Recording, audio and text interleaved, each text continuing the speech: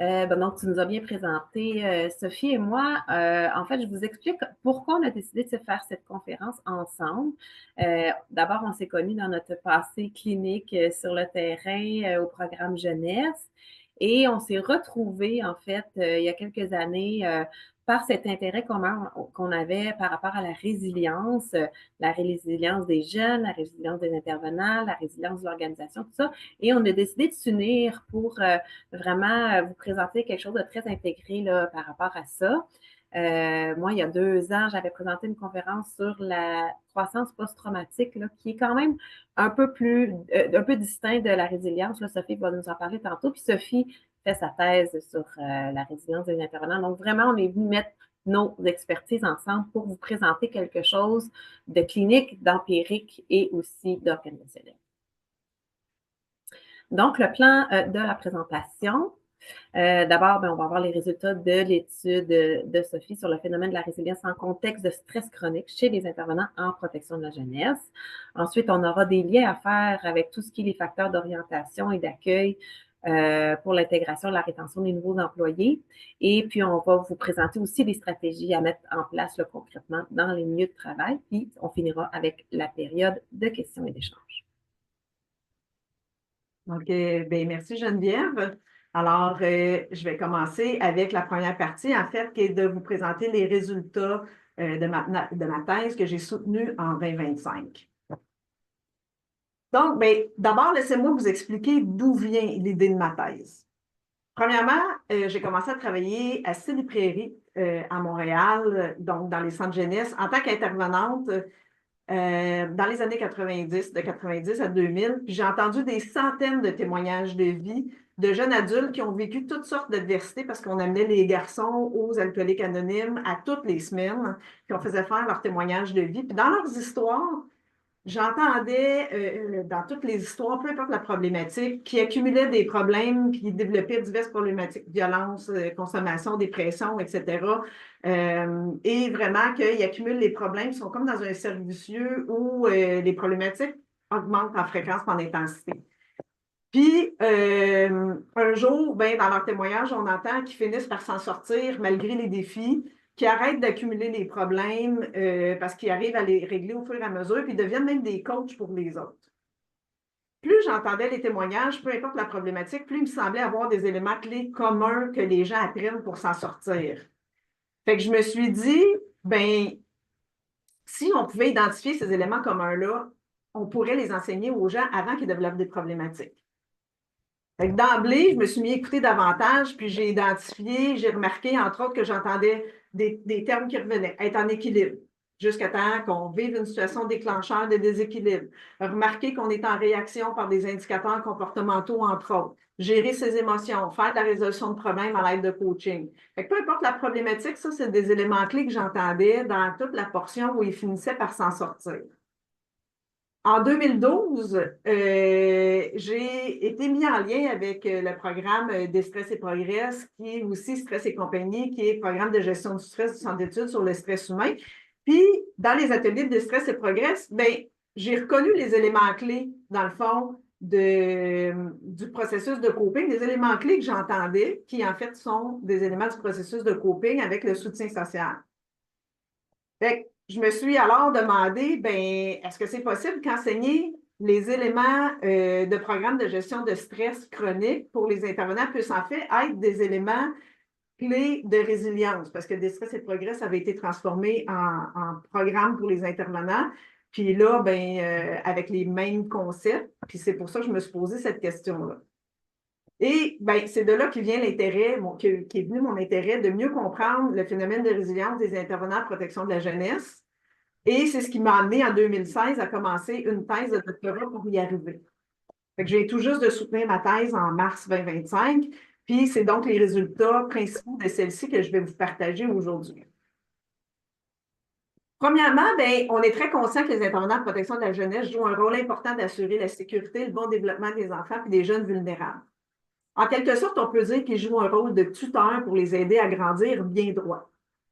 Mais dans le cadre de leur travail, ils font face à d'importantes adversités provenant autant du client, comme l'exposition au vécu traumatique de ces derniers, à des dangers, à de la violence, à des agressions.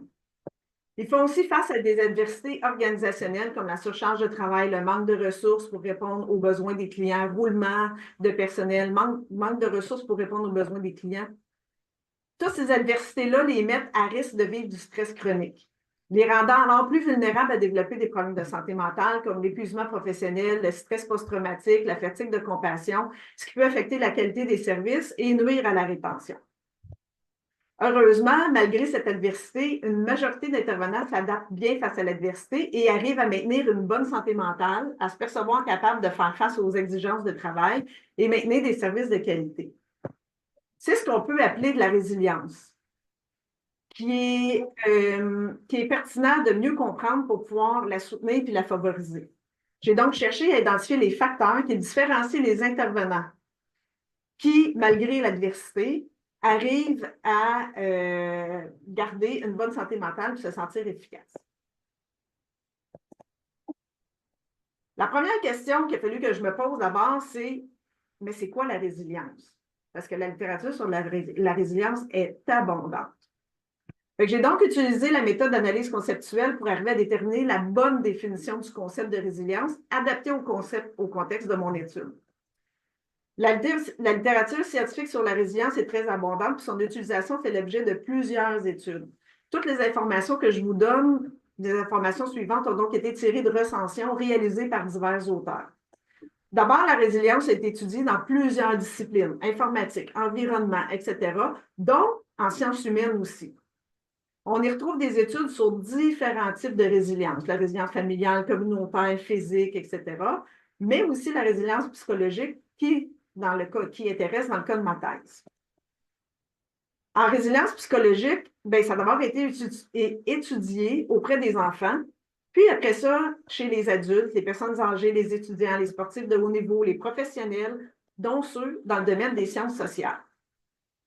En résultat, déjà en 2011, un auteur avait compté plus d'une centaine de définitions dans la littérature sur la résilience psychologique. Selon Ionescu, ces définitions peuvent être classées en fonction de 3 perspectives d'études. Soit qu'on voit la résilience comme une issue, un résultat, on est résilient à la fin, soit un trait, donc je suis résilient, j'ai une caractéristique personnelle, ou un processus. En conséquence, plusieurs auteurs notent une absence de consensus sur la définition de résilience. Toutefois, des auteurs notent 2 éléments communs dans toutes les définitions. Premièrement, ça prend la présence d'adversité, puis deuxièmement, une adaptation positive face à cette dernière. Dans ce sens, pour parler de résilience, il est nécessaire qu'il y ait d'abord la présence d'adversité significative. C'est-à-dire, non pas de l'adversité de défi, c'est nécessaire dans la vie pour avoir de la motivation au quotidien, comme au travail, par exemple, mais bien de l'adversité perçue comme menaçante au-delà de la population étudiée. Comme par exemple, être intervenant en protection de la jeunesse, c'est pas n'importe qui pourrait le voir comme une adversité de défi parce qu'on se sent compétent pour être capable de faire face au travail. Certaines personnes arriveraient dans notre travail et tout de suite, en partant, tout serait menaçant. Fait que pour certaines personnes, ça va être une adversité de défi qui va être motivant, mobilisant, puis d'autres personnes, ça va être menaçant. Donc, la première chose, ça prend de l'adversité menaçante. Ensuite, il est nécessaire que l'adaptation positive face à l'adversité résulte en une issue résiliente, c'est-à-dire réussie en fonction du contexte. Il est donc important d'avoir des bons indicateurs de démonstration d'adaptation positive en fonction du contexte. Dans le cadre du stress chronique au travail, ça peut être démontré par le maintien d'une bonne santé mentale et une perception d'être capable de faire face aux exigences du travail. La résilience, vue comme un trait, regroupe des caractéristiques qu'un individu a ou n'a pas. Ensuite, plusieurs autres études considèrent la résilience comme un processus qui est interactionniste, dynamique et contextuel. Cette perspective introduit l'importance de considérer l'environnement comme un des facteurs de protection, tout comme les caractéristiques de l'individu. Enfin, plusieurs auteurs croient plutôt que la résilience devrait être étudiée en l'abordant comme un phénomène complexe intégrant toutes ces différentes perspectives. Plusieurs auteurs proposent donc des modèles intégrés. Ces auteurs incluent entre autres le processus de coping, soit un processus d'adaptation face à l'adversité, un des mécanismes de résilience comme médiateur entre l'adversité et l'issue résiliente. Donc, tel que décrit, suite à toute cette littérature-là, tel que décrit dans mon premier article publié, La définition conceptuelle adaptée au contexte de mon étude a été construite en identifiant les facteurs clés mesurés pour chacune des 4 composantes de ce modèle conceptuel, inspiré grandement par celui de Britt et Hall, portant sur le stress chronique en contexte de travail. Dans le cadre de mon étude, le phénomène de résilience des intervenants en protection de la jeunesse est donc considéré comme un processus dynamique et interactif en constant changement, à travers laquelle les intervenants face à l'adversité chronique vécue dans le contexte de leur travail et l'agressivité des clients mettent en action des mécanismes de résilience, dont le processus de coping qui inclut les étapes de identifier la situation stressante, l'évaluer, mettre des stratégies émotives en place, des stratégies de résolution de problèmes et rechercher de l'aide. Ensuite, ce processus de coping est facilité par les ressources de résilience provenant de l'individu, donc les regroupements de caractéristiques individuelles telles que la régulation émotionnelle ou autres caractéristiques, et des ressources de son environnement telles que le soutien social. Enfin, il en résulte une issue résiliente suite à une adaptation positive, considérant le contexte, démontrée par une bonne santé mentale et une perception de performance au travail. C'est donc à l'aide de ce modèle conceptuel de la résilience à 4 composantes que j'ai étudié la résilience des intervenants en protection de la jeunesse pour mieux le comprendre. Voici ce que ça a donné.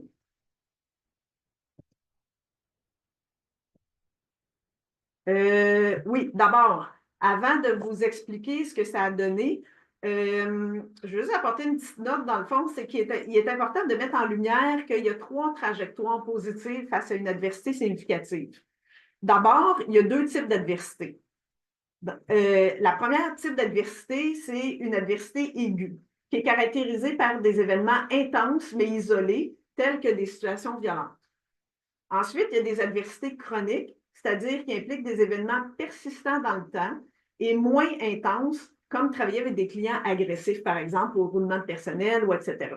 Mais dans les 2 cas, l'adversité peut nuire au bon fonctionnement d'un individu en affectant sa santé mentale et sa performance au travail. Ensuite, face à ces 2 types d'adversité-là, il y a une possibilité de 3 trajectoires en contexte d'adversité significative. La première, c'est une trajectoire de croissance post-traumatique, c'est-à-dire qu'on a de l'adversité aiguë, un événement potentiellement traumatique. On peut avoir des symptômes psychologiques modérés à élevés qui perturbent le fonctionnement normal quand même dans un certain temps.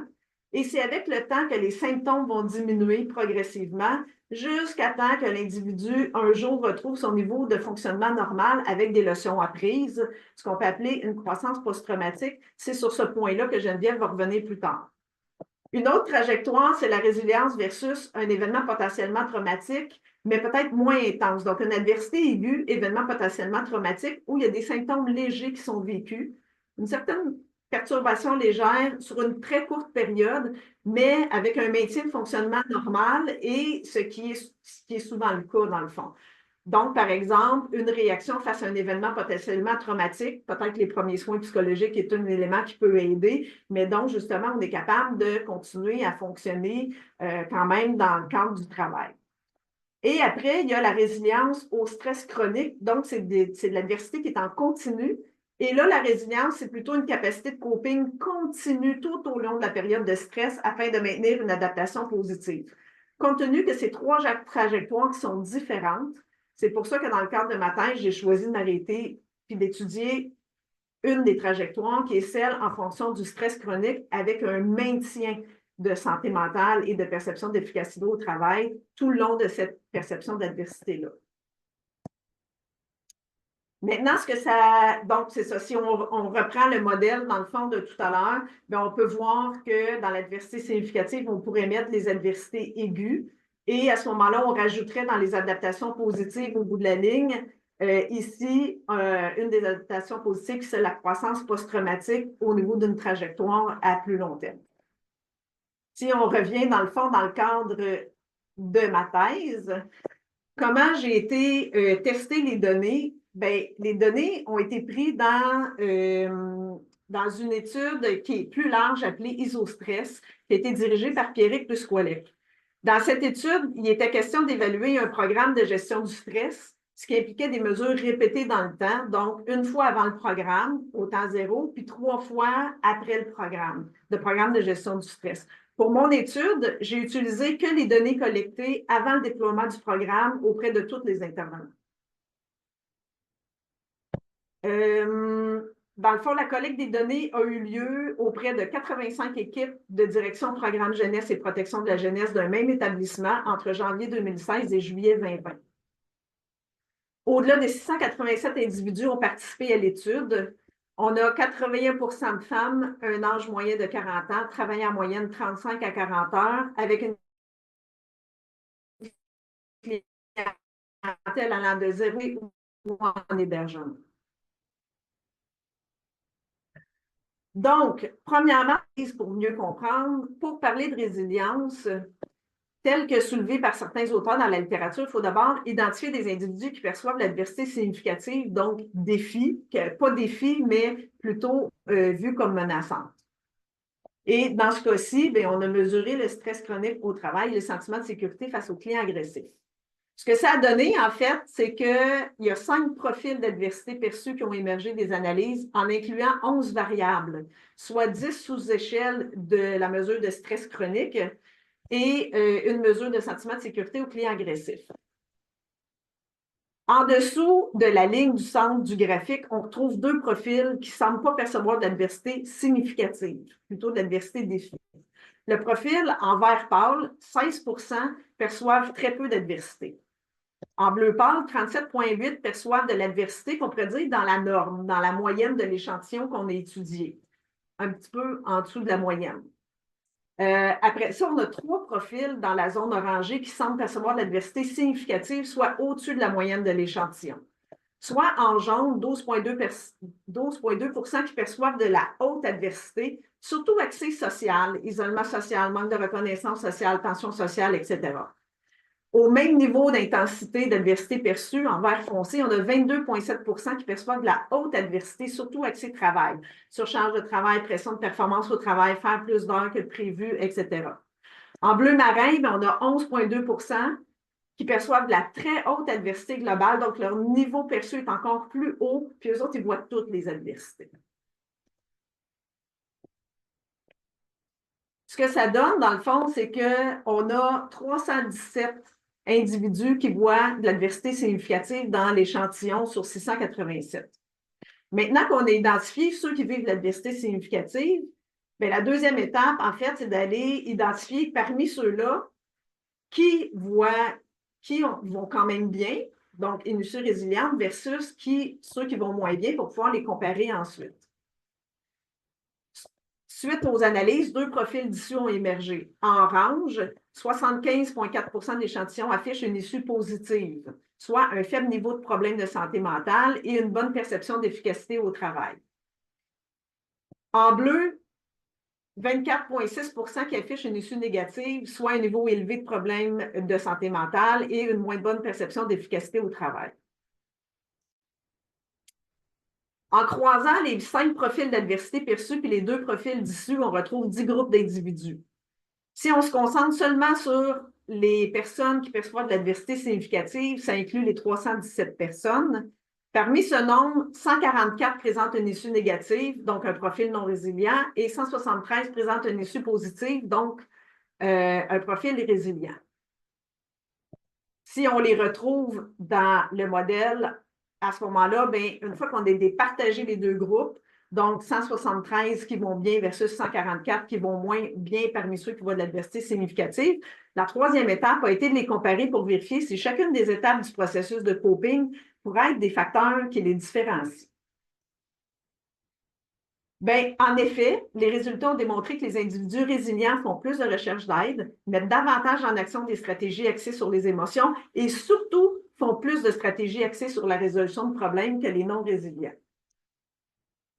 Enfin, j'ai vérifié si certains facteurs potentiels appartenant à la composante ressources de résilience, parmi des dizaines de facteurs qu'on retrouve dans la résilience, je ne les ai pas toutes comparés, j'en ai retenu quelques-uns qui étaient plus pertinents au contexte de l'étude. Vous pouvez aussi différencier les individus démontrant un profil résilient des non-résilients.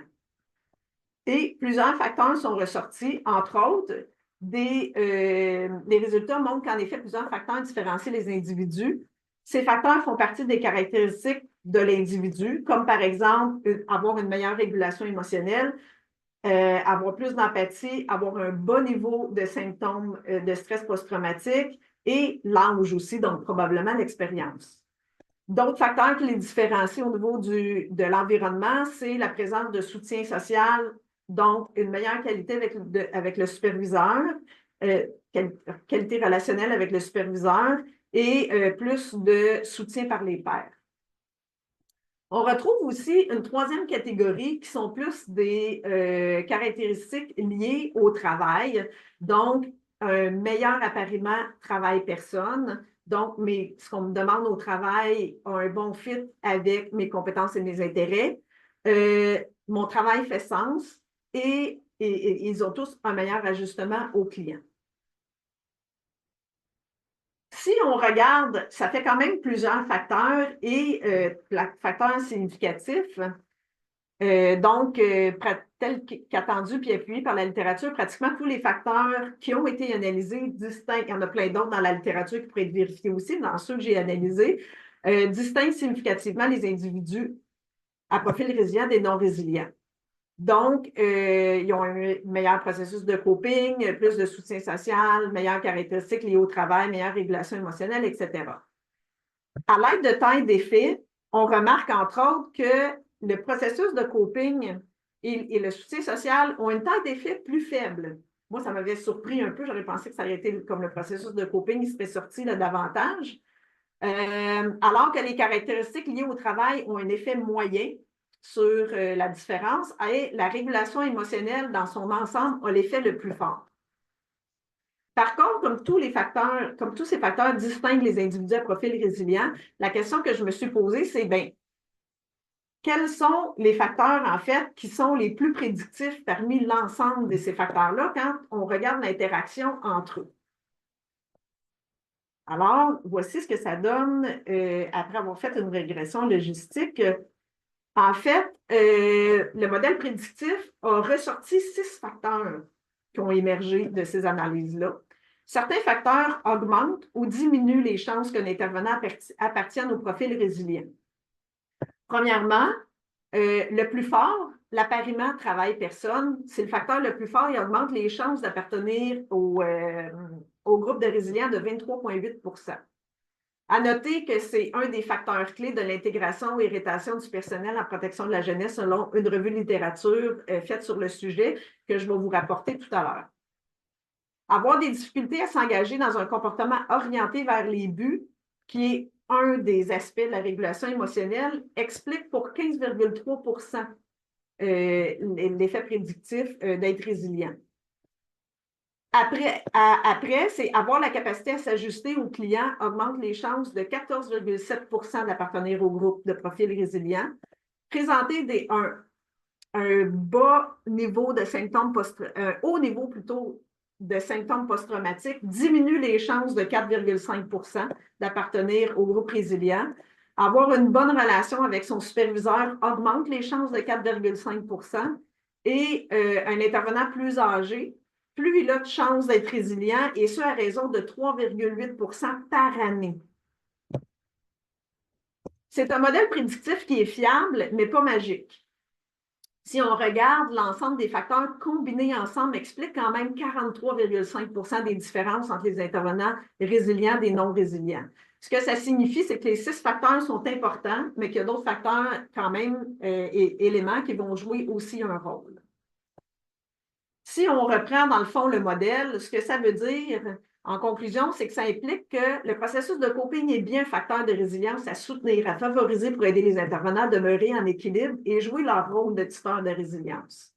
Donc, il faut donner du temps pour s'arrêter et faire de la résolution de problèmes. Mais que pour bien le soutenir, il est crucial d'assurer l'accessibilité, la disponibilité, mais surtout l'accessibilité des ressources de résilience provenant tant de l'individu, de l'équipe, que de l'organisation. On voit que c'est vraiment une affaire de tous les niveaux. Pour le milieu, ça veut dire particulièrement offrir particulièrement de la formation sur la régulation émotionnelle et de la formation sur l'ajustement au client. Offrir les premiers soins psychologiques suite à chaque événement potentiellement traumatique pour diminuer la réactivité aux adversités. Du mentorat et du coaching pour transférer des connaissances qui, autrement, ne s'acquièrent qu'avec l'âge. Ainsi que la supervision de qualité pour les soutenir.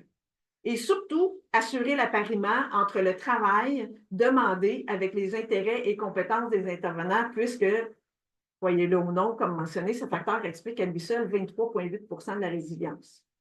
Soutenir la résilience des intervenants est donc une responsabilité collective, individuelle, d'équipe et organisationnelle. Un autre point que je voulais vous apporter aussi, c'est que les résultats de cette étude ont permis d'identifier 5 profils. On peut remarquer une augmentation du pourcentage d'individus à issue négative plus le niveau d'adversité perçu augmente. Cette observation est en cohérence avec la théorie de la réactivité au stress causée par une plus forte sensibilité biologique au contexte, qui est liée à ce qu'on appelle la charge allostatique, soit l'usure physiologique cumulative qui résulte d'efforts répétés pour s'adapter aux facteurs de stress au fil du temps qui reviennent et qui reviennent. Autrement dit, la charge allostatique est la dégradation biologique causée par le stress chronique chez les adultes et les travailleurs. Au contraire, la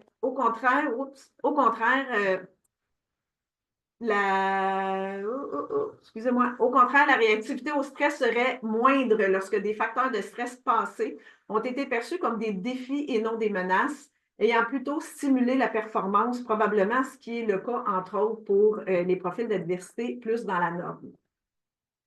Basé sur ces constatations, il est proposé de compléter le cadre conceptuel du phénomène de résilience avec les construits de réactivité qui peut être représenté par le cycle de résilience et par le cycle vicieux de sensibilité accrue. Dans la trajectoire du cycle d'amélioration continue, chaque fois qu'un individu s'adapte de façon positive en fonction du contexte de manière à terminer sur une issue positive, donc une adaptation positive, il serait mieux équipé pour faire face à la prochaine adversité et alors moins sensible à la prochaine adversité parce qu'il se sent plus solide. À l'inverse, dans la trajectoire du cycle vicieux de sensibilité accrue, de sensibilité au stress, chaque fois qu'une adaptation ne serait pas réussie par des difficultés d'adaptation, l'usure biologique augmente et la sensibilité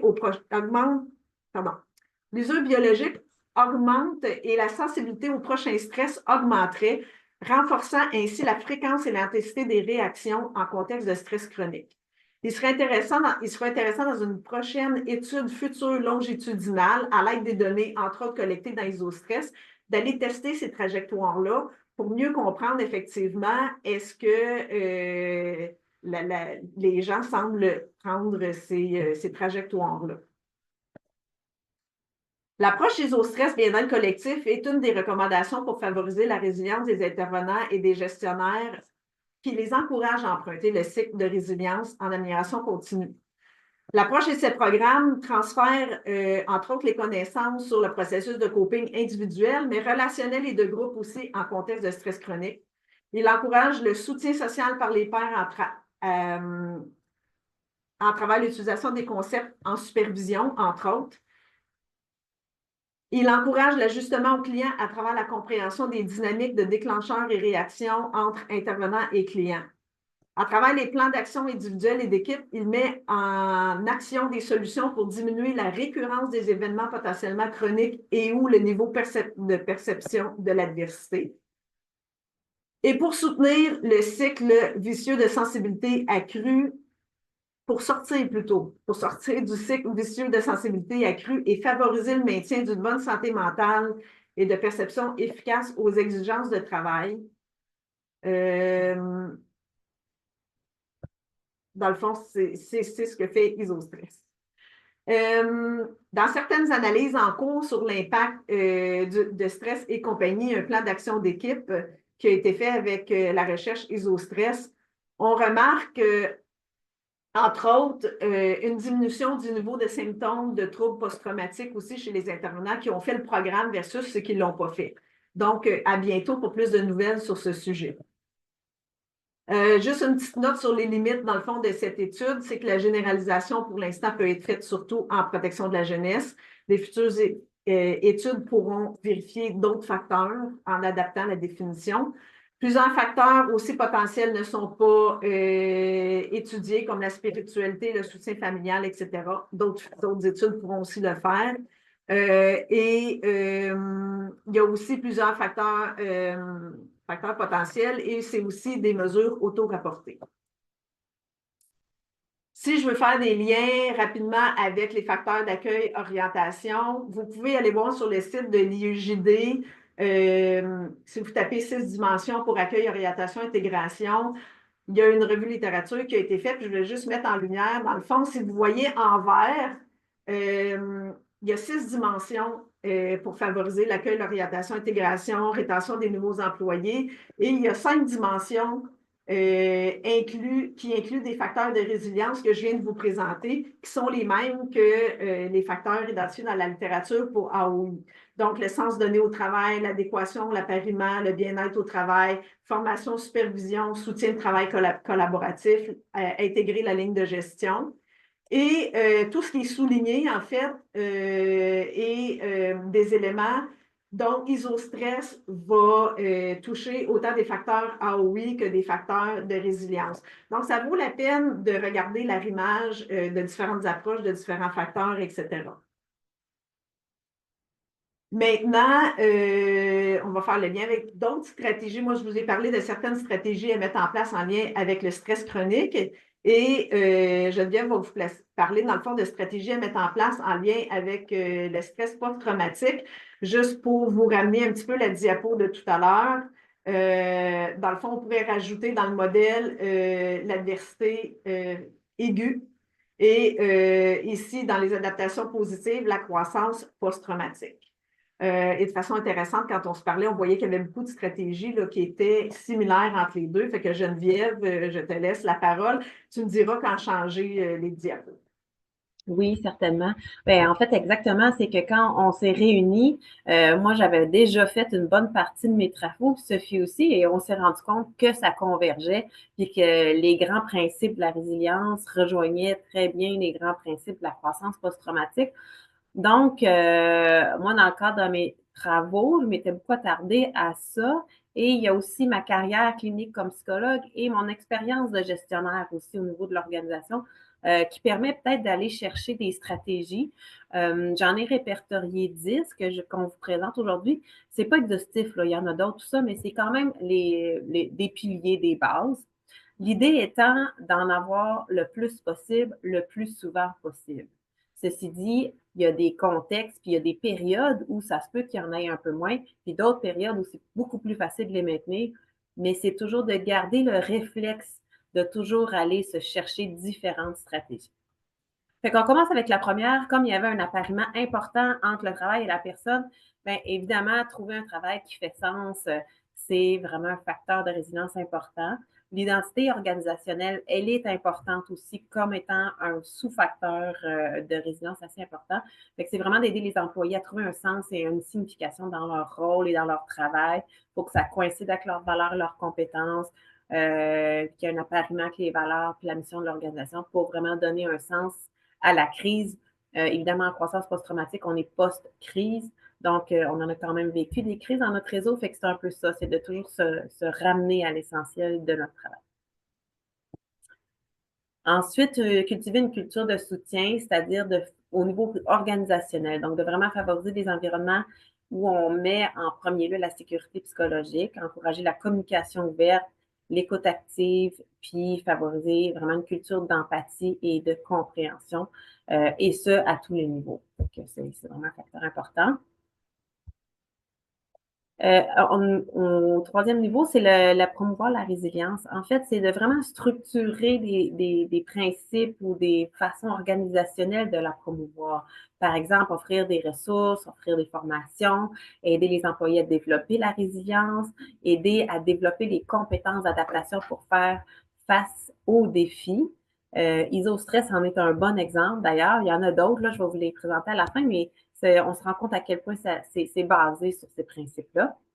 Proposer des ateliers, des formations sur tout ce qui est gestion du stress, intelligence émotionnelle, pleine conscience, régulation émotionnelle.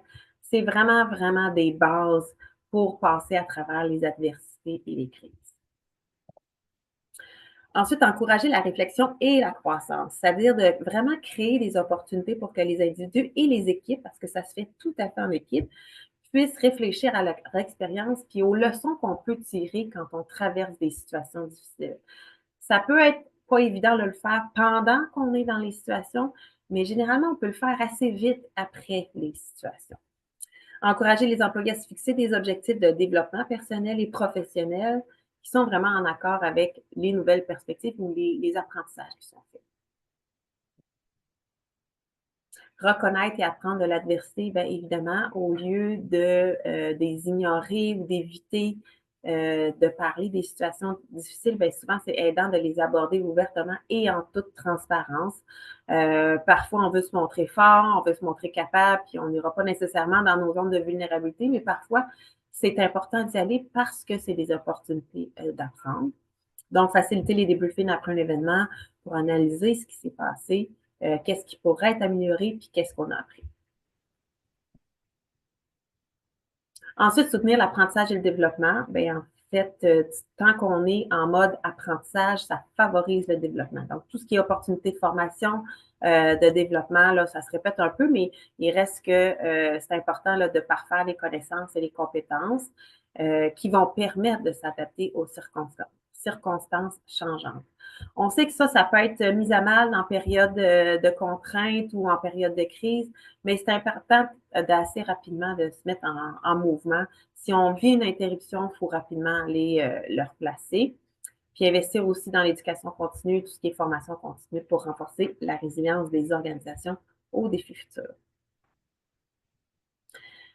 Numéro 7, ça, en tout temps, en fait, ça ne coûte rien. Il faut le faire, il faut le structurer, il faut l'organiser pour ne pas l'échapper. Donc, vraiment toujours reconnaître et célébrer tout ce qui est les réalisations, les petites, les grandes, quelle que soit l'adversité, de vraiment venir le souligner. Quand on progresse, quand on vit des succès, partager ces histoires-là, puis vraiment mettre en lumière comment les individus ou les équipes ont pu faire une croissance ou sont sortis plus forts de certaines situations. C'est toutes des façons là, qui vont nous permettre, comme organisation, de vraiment être mieux équipés pour faire face aux défis. Ensuite, encourager le soutien entre les pairs. Sophie, tu en as parlé beaucoup aussi tantôt. Donc, vraiment favoriser un sentiment de communauté, encourager les employés à se soutenir mutuellement, à partager leur expérience et à le faire d'une façon qui est constructive et apprenante. Établir des systèmes de mentorat pour offrir un accompagnement et permettre un sentiment d'appartenance. Créer des organisations en fait, qui sont flexibles et fortes en adaptabilité.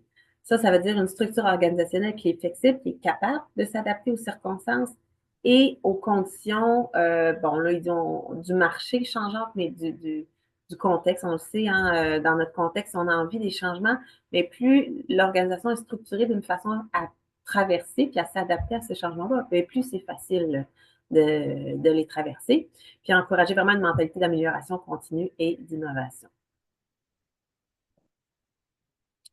La 10e, ben, c'est vraiment être un modèle de leadership. Et là, on ne parle pas juste de leader gestionnaire, on parle de toute forme de leader. On parle de leader clinique, on parle de leader au niveau des personnes, des personnalités, on parle de leader de gestion, évidemment, on parle de leader de recherche, d'enseignement, vraiment des leaders dans toutes les sphères qui vraiment incarnent la résilience, la croissance, l'adaptabilité en servant de modèles pour leurs équipes dans leurs sphères respectives. Ça, bien, ça se fait en partageant des récits personnels ou en partageant la façon dont on a traversé les défis pour souligner l'importance d'apprendre de l'adversité. Fait que ça, c'est comme une petite feuille de route qu'on peut garder là, pour vraiment aller pour croître là, personnellement ou en équipe, où on vient indiquer qu'est-ce qu'on fait de correct, qu'est-ce qu'on fait de pas correct, qu'est-ce qu'on peut améliorer. Donc, ça, c'est vraiment pour inciter les gens à garder ça vivant puis à toujours l'avoir en tête parce que c'est des choses que, tu sais, en vous disant ça aujourd'hui, vous dites, ah, ben oui, c'est vrai, tu sais, vous tombez pas de votre chaise en apprenant ça, mais l'idée, c'est de ne pas l'échapper quand on est en période d'adversité ou de crise. C'est toujours de se le rappeler puis de le garder vivant. Puis ensuite, ben, c'est vraiment des exemples dans notre organisation là, que j'ai pu identifier qui viennent exactement toucher les stratégies qu'on vient de nommer. Par exemple, le programme ISO-stress, il est présent, là, la petite feuille au milieu de la page. Tout ce qui est les valeurs organisationnelles de bien-être au travail. Donc, on voit que l'organisation a eu le souci de structurer quelque chose au niveau des valeurs. De tout cœur avec vous, le profil des leaders qui a vraiment des dimensions humaines et qui favorise la résilience, tout ce qui est activité de reconnaissance, tout ce qui est la qualité des processus, le bureau de l'innovation, la formation, l'encadrement, le soutien par les pairs, les programmes de mentorat, le co-développement, tout ce qui est télétravail horaire flexible, comment on peut s'adapter, et le soutien au leadership. Évidemment, ces éléments-là peuvent être très bien installés en période où ça va assez bien, où il y a moins d'adversité, puis ils peuvent être mis à mal en période de crise ou de grande adversité. L'idée, c'est de ne pas les perdre de vue, de pouvoir les replacer assez rapidement quand la crise se calme un petit peu.